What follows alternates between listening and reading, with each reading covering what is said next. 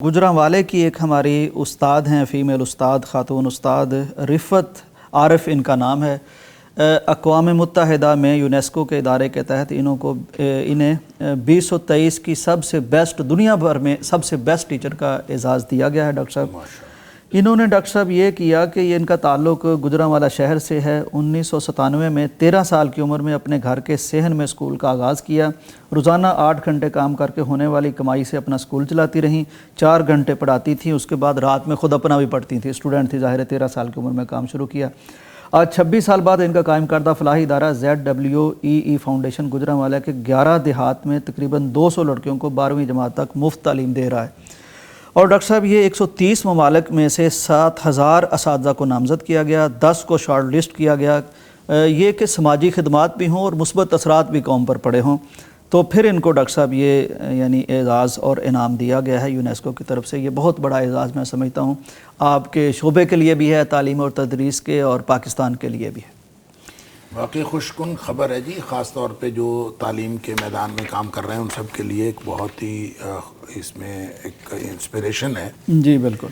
असल में पाकिस्तान के अंदर बहुत सारी, एक तो इसका पहलू ये है कि पाकिस्तान के अंदर बहुत सारी तंजीमें और बहुत सारी ऑर्गेनाइजेशंस इस तरह के काम कर रही हैं अल्हम्दुलिल्लाह, और उसमें खैर के कामों में, और ख़ास तौर पे तालीम मुफ्त देने के लिए यानी मैं आपको उंगलियों पे गिनवा सकता हूँ कि कितनी जो है ना लाहौर के अंदर कितनी कर सकती हैं, कर रही हैं तंजीमें कितनी काम कर रही हैं। लेकिन असल में इनका जो ख़ास इम्तियाज़ है ना, वो इन्होंने अकेले ने किया है, और ये कोई तंजीम नहीं है, कोई ऑर्गेनाइजेशन नहीं है, बिल्कुल ऐसा बनी है। एक अकेली खातून ने इतना बड़ा ये काम किया है, सेटअप भी कायम किया और सेटअप कायम करके उसको चलाया भी, उसको रन भी किया। 26 साल। और कहते हैं कि इनको कोई 2014 में भी कोई अवार्ड मिला था, और फिर जो अवार्ड की वो रकम थी वो भी इन्होंने इसके ऊपर इसी अपने प्रोजेक्ट अब देखें, ये एक इम्तियाज़ है, और ये मैं समझता हूँ कि पाकिस्तान के अंदर असहाब खैर में से जितना जज्बा खैर का हमें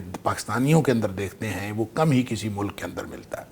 पहले भी हम इसके ऊपर कई दफ़ा बात कर चुके हैं कि टैलेंट के एतबार से देखें तो पाकिस्तान में बेबहार टैलेंट। सुभान अल्लाह। अगर हम खैर के जज्बे की बात करें, जितना पाकिस्तान के अंदर खैर का जज्बा बेमिसाल, और ये भी उसी की एक मिसाल है कि इसमें टैलेंट भी मौजूद है और खैर का जज्बा भी मौजूद है। उन दोनों को मुकम्मल करें, इकट्ठा करें, तो फिर इस तरह की बहुत सारी एक और बात है।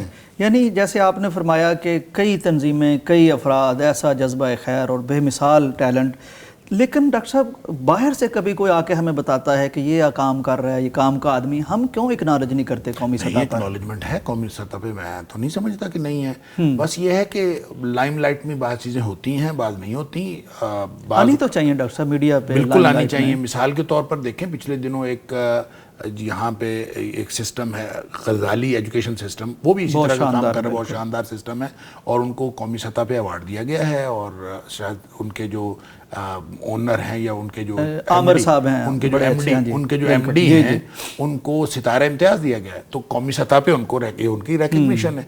तो इस तरह का काम जो भी करता है, मैं नहीं समझता कि उसकी कौमी सतह पे रिकग्निशन नहीं है। कभी देर हो जाती है, बस कभी देर हो जाती है, या यूं कह लें कि इनकी भी बारी आ जाएगी। तो ये इत्तेफाक हुआ कि इनको कौमी सतह पे की बजाय जो इंटरनेशनल सतह पे अल्लाह ताला ने अवार्ड से नवाजा।